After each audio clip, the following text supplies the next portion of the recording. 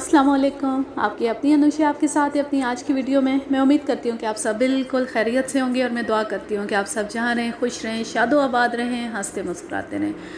हम पढ़ रहे हैं साबिर हुसैन राजपूत की एक शिकारियात सिलसिले पर मबनी कहानी जिसका नाम है दरिंदे कौन, और आज उसका लास्ट पार्ट मैं आपको सुनाने लगी हूँ। एक पार्ट पहले अपलोड हुआ है और अब ये लास्ट पार्ट है।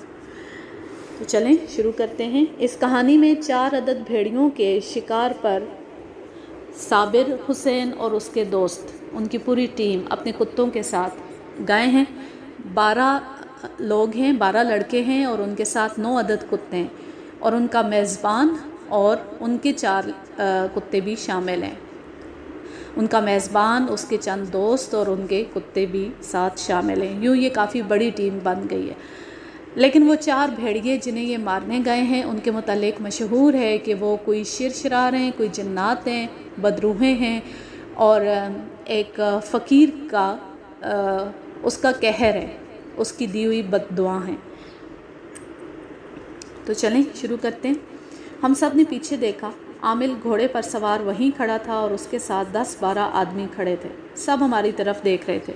मुझे अपने मेज़बान की सरगोशी सुनाई दी, चले चलो, अब पीछे ना देखो।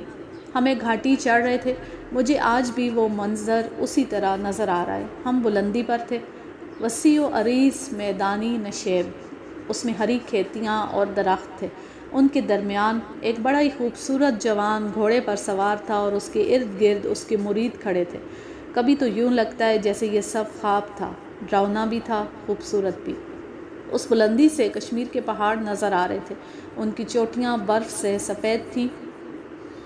हम कुत्तों और भेड़ को साथ लिए यूँ आगे जा रहे थे जैसे उन पहाड़ों से टक्कर लेने जा रहे हों। वहाँ से आगे 2 मील की बड़ी मुश्किल मुसाफत तय करके हमारा मेज़बान रुक गया। उसने कहा, कुत्तों को पीछे रखना। उसने मुझे बाजू से पकड़ा और आगे ले गया। वो बैठ गया, मैं भी उसके साथ बैठ गया। हम ऐसे ही एक नशेब की मुंडेर पर बैठे थे जैसे नशेब से आमिल ने हमें रोका था। ये 400-500 कदम लंबा और 200-250 कदम चौड़ा था। गहराई कहीं से 8-10 गज़ और कहीं से कम और ज़्यादा थी। उसमें कोई खेती नहीं थी। कांटों वाली पीली पीली झाड़ियाँ और अक के पौधे थे। शीशम और कीकर के दरख्त भी थे। कुछ दरख्त बेरी और शातूत के भी थे। ऊंची ऊंची घास भी थी। नशेब के एक तरफ से अंदर जाने को 1.5 गज़ चौड़ा रास्ता था और ऐसा ही एक रास्ता उसके मुकाबिल था। दीवारों में कहीं कहीं लंबूतरे और गोल शिगाफ भी थे। गीदड़ों, भेड़ियों वगैरह के रहने के लिए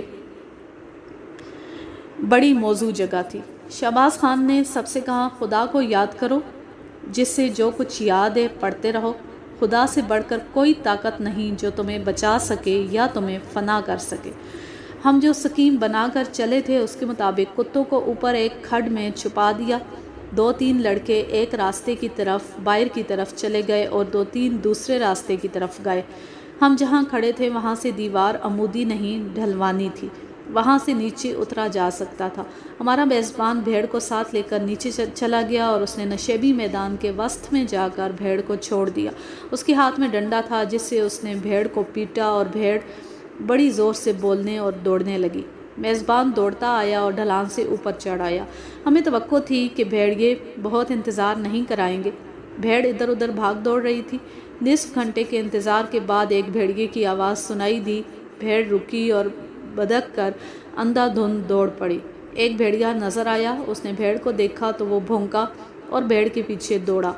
फ़ौरन बाद 3 और भेड़िए नज़र आए और सब भेड़ के पीछे दौड़े। कहाँ भेड़िए की रफ्तार और कहाँ भेड़ की भद्दी चाल। पहला भेड़िया उस पर झपटा, भेड़ गिरी और उठकर फिर भागी। हम अभी कुत्ते नहीं छोड़ना चाहते थे। चारों भेड़ियों ने भेड़ को घेर लिया और उस पर हमले करने लगे। वो शायद उसके साथ खेल रहे थे। भेड़ उठकर दौड़ती थी तो चारों उसके साथ दौड़कर उसे गिरा लेते और उसे देखने लगते थे। ये हमारा शिकार था जिसे देखते ही हमारी शिकारी हिस्स बेदार हो गई और बाकी तमाम हिस्से सो गई। डर ना रहा, हैजान ना रहा, ये एहसास भी ना रहा कि ये भेड़िए नहीं, किसी फ़कीर की बलाएं या बदरूहें हैं। ये ख्याल ज़रूर आया कि ये कोई शिरशिरार होता तो पहला हमला हम पर होता। भेड़ तो बेगुनाह थी। یہ میرا ذاتی تجربہ ہے کہ جس خطرے کا خوف محسوس ہو اس کا سامنا کرو تو خوف ختم ہو جاتا ہے اور خطرے کی شدت بھی کم ہو جاتی ہے۔ یہ خطرہ کسی درندے کا ہو، خواہ اپنے اندر سے کوئی خیالی خطرہ اٹھے، اس کا مقابلہ کرو تو فتح آپ کی ہوگی۔ ہم نے نشیب کے دونوں راستوں کے باہر لڑکے بھیج دیے۔ ان کے ساتھ 2 3 کتے تھے۔ ان میں سے ایک کتا بھیڑیوں کی آواز پر بے قابو ہو گیا اور زنجیر چھڑا کر اندر چلا گیا۔ میں نے اوپر سے اس اکیلے کتے کو 4 بھیڑیوں کی طرف جاتے دیکھا تو اس کی موت مجھے صاف نظر آنے لگی۔ ہم نے طے کیا تھا کہ کتوں کو اس وقت چھوڑیں گے جب بھیڑیے بھیڑ کو چیرنے پھاڑنے اور کھانے میں مگن ہوں گے، مگر اس کتے کو بچانے کے لیے میں نے اپنے میزبان سے کہا کہ کتے چھوڑ دیں۔ اتنے میں دیکھا کہ ہمارا دوست موٹر کتے کے پیچھے اکیلا اندر آ گیا۔ اس کے ہاتھ میں کلاڑی تھی۔ خوش قسمتی سے بھیڑیوں نے بھیڑ کو گرا کر اسے منہ سے بھنبوڑنا شروع کر دیا تھا۔ ہم نے کتوں کو کھڑ سے نکالا اور ڈھلان پر کھڑا کر کے بھیڑیے دکھائے۔ ہمارے اشارے کی دیر تھی۔ ہم نے پٹوں سے زنجیریں نکال دیں۔ کتے ڈھلان سے اتر گئے۔ کسی نے چلا کر کہا، ہوشیار بھائیو، راستے روک کر رکھنا۔ دونوں راستوں پر جو کتے تھے وہ بھی چھوڑ دیے گئے اور لڑکے کلہاڑیاں تانے وہیں کھڑے رہے۔ 13 کتوں اور 4 بھیڑیوں کا بڑا ہی خون ریز معرکہ شروع ہو گیا۔ ہم جانتے تھے کہ بھیڑیے کے مقابلے میں کتے کی کچھ کمزوریاں ہوتی ہیں۔ ایک یہ کہ کتا درندہ نہیں ہوتا اور اس کے پنجے درندوں کی طرح شکار کی کھال میں گہرے نہیں اتر سکتے۔ کتے کے دانت ایسے نہیں ہوتے کہ اپنی جسامت کے جانور کو درندوں کی طرح چیر پھاڑ سکیں۔ اس کے مقابلے میں بھیڑیے کے دانت اور پنجے چیرنے پھاڑنے کے لیے موزوں ہوتے ہیں۔ اس مقابلے میں 2 3 کتوں کا ضائع یا شدید زخمی ہونا ضروری تھا۔ ہمارا مقصد لڑائی دیکھنا نہیں بلکہ بھیڑیوں کو مارنا تھا۔ بھیڑیے بھاگنے کے بجائے جم کر مقابلہ کر رہے تھے، جس کی وجہ یہ تھی کہ وہاں بھیڑ زخمی پڑی تڑپ رہی تھی۔ یہ بھیڑیوں کا شکار تھا۔ وہ بھوکے بھی تھے، اپنے شکار سے دستبردار نہیں ہونا چاہتے تھے۔ انہیں یہ ڈر نہیں تھا کہ وہ چار ہیں اور کتے 13 ہیں۔ ہم سب کلاڑیاں اور ڈنڈے تانے اوپر سے نیچے کو دوڑے۔ بھیڑیے کتوں سے الجھے ہوئے تھے۔ ہم نے ان پر کلاڑیوں اور ڈنڈوں سے حملہ کر دیا۔ کچھ ہی دیر میں معرکہ ختم ہو گیا۔ ایک بھی بھیڑیا زندہ نہ رہا۔ ہم نے ادھر ادھر دیکھنا شروع کر دیا۔ ہم پر کسی طرف سے کوئی مصیبت نازل نہیں ہو رہی تھی۔ کتے بھیڑیوں کو بھنبوڑ رہے تھے۔ ہمارے دل خوف سے آزاد ہو گئے۔ اگر یہ بھیڑیے شرشرار ہوتے تو غائب ہو جاتے۔ یہ ثبوت ہمیں عامل کو اور اس کے معتقدوں کو دکھانا تھا۔ 2 لڑکوں نے ایک بھیڑیے کو پچھلی ٹانگوں سے پکڑا اور واپسی کے سفر پر گھسیٹنے لگے۔ ہم جب اس گاؤں میں داخل ہوئے جہاں عامل نے ڈیرے ڈال رکھے تھے تو لوگوں کا ہجوم ہمارے گرد جمع ہو گیا۔ یہ صرف اسی گاؤں کی آبادی نہیں تھی، دوسرے گاؤں سے بھی لوگ، جن میں عورتیں بھی تھیں، شاہ جی کے سلام کو آئے ہوئے تھے۔ ہمارے میزبان نے للکار کر کہا، شاہ جی باہر آؤ۔ لوگوں میں سے بعض نے احتجاج کیا کہ ہم ان کے مرشد کی بے ادبی کر رہے ہیں۔ ہم نے پرواہ نہ کی، لوگوں کو بھیڑیوں کی اصلیت بتائی مگر وہ نہیں مان رہے تھے۔ دنگا فساد کا بھی کچھ خطرہ پیدا ہو گیا تھا۔ ہم نے لوگوں کی غیرت کو بھڑکانے کی بھی کوشش کی لیکن عامل ان کی غیرت پر سوار ہو گیا تھا۔ وہ خود باہر نہ آیا۔ ہمارے میزبان نے یہ غلطی کی کہ للکار کر کہا، ہم تھانے جا رہے ہیں، اس ڈاکو شاہ کو ہتھکڑیاں لگوا کر یہاں سے نکالیں گے۔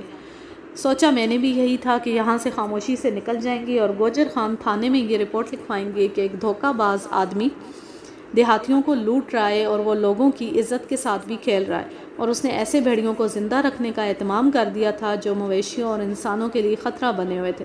ہمارے میزبان نے یہ اعلان کر کے غلطی کی کہ ہم پولیس کو رپورٹ دیں گے۔ سب سے بڑی غلطی لوگوں کی تھی جو اس فریب کار کے خلاف صاف ثبوت دیکھ کر بھی ہمارے خلاف کھڑے ہو گئے تھے۔ ہم بیڑیوں کو گھسیٹتے میزبان کے گاؤں پہنچے۔ اس گاؤں کے لوگوں نے ہماری باتیں دھیان سے سنی اور وہ مان گئے کہ یہ بھیڑیے ہی تھے۔ ہمیں اپنے گاؤں واپس جانا تھا۔ ہم جانتے تھے کہ ہماری مائیں پریشان ہوگی۔ طے یہ ہوا کہ ہمارا میزبان نمبردار اور 2 3 معززین کو ساتھ لے کر تھانے جائے گا، اور کیس رجسٹر ہو گیا تو ہم سب گواہی دیں گے۔ ہم کھانا کھا کر اپنے گاؤں کو روانہ ہو گئے اور اپنے گاؤں میں ہی گواہی کے لیے پولیس کے بلاوے کا انتظار کرنے لگے۔ 14 15 دن گزر گئے۔ بلاوے کی جگہ ہمارا میزبان ہمارے گاؤں آ گیا۔ وہ اسی گھوڑی پر آیا تھا جس کی بیماری نے گوجر خان مویشیوں کے اسپتال میں ہمارا تعارف کرایا تھا۔ اس سے پوچھا کہ وہ تھانے گیا تھا یا نہیں۔ نہیں، اس نے جواب دیا۔ ہم اسی شام تھانے نہ گئے۔ دوسرے دن جانے کی تیاری کر رہے تھے کہ وہ کمہار جس کے گھر کشمیری عامل نے ڈیرہ جمایا تھا ہمارے گاؤں کے قریب سے گزرا۔ اس کے ساتھ اس کا بیٹا تھا اور 2 3 معزز آدمی تھے۔ انہوں نے بتایا کہ رات کو کشمیری عامل کمہار کی بہو کو ساتھ لے کر بھاگ گیا ہے۔ یہ لوگ تھانے جا رہے تھے، اب پولیس اسے ڈھونڈ رہی ہے اور گاؤں کے 3-4 آدمی بھی اس کی تلاش میں گئے ہوئے ہیں۔ اس کا کوئی سراغ نہ ملا۔ ہم یہی سمجھ سکے کہ وہ کوئی جرائم پیشہ دھوکے باز شخص تھا۔ اس نے اس علاقے میں آ کر بھیڑیوں کی تباہ کاری دیکھی اور سنا کہ یہ ایک فقیر کی بد دعا کا نتیجہ ہے، تو اس نے اسی بات کو اپنے فریب کا ذریعہ بنا لیا۔ اس نے کمہار کی بہو دیکھ لی ہوگی، وہ جوان اور خوبصورت تھی، تو اس نے اسی کمہار کے گھر میں ڈیرا جما لیا اور لوگوں کی کمزوری سے خوب فائدہ اٹھایا۔ بھیڑیوں نے اتنا نقصان نہیں کیا جتنا یہ جعلی عامل کر گیا۔ اس کے بعد کوئی بھیڑ بکری کسی بھیڑیے کی نظر نہ ہوئی، نہ کوئی بھیڑیا سامنے آیا۔ البتہ عامل، فقیر اور پیر لوگوں کے دین و ایمان کو چیرتے پھاڑتے رہے۔ تو یوں اس کہانی کا اختتام ہو گیا۔ آپ ضرور کمنٹ کر کے بتائیے گا کہ بھیڑیوں کی شکار کی یہ کہانی آپ کو کیسی لگی۔ آج بھی ہمارے ارد گرد توہمات اور جہالت کا دورہ موجود ہے۔ اب حالات پہلے سے کچھ بہتر ہو چکے ہیں، لیکن ابھی بھی دیہات میں جہاں تعلیم کی کمی ہے، وہاں لوگ ان جعلی عاملوں، فقیروں اور پیروں کے مرید بنے پھرتے ہیں اور ان کے ظلم کا شکار ہوتے ہیں۔ اب میں لیتی ہوں آپ سے اجازت، جہاں رہیں خوش رہیں، شاد و آباد رہیں، ہنستے مسکراتے رہیں۔ اللہ حافظ، اللہ نگہبان۔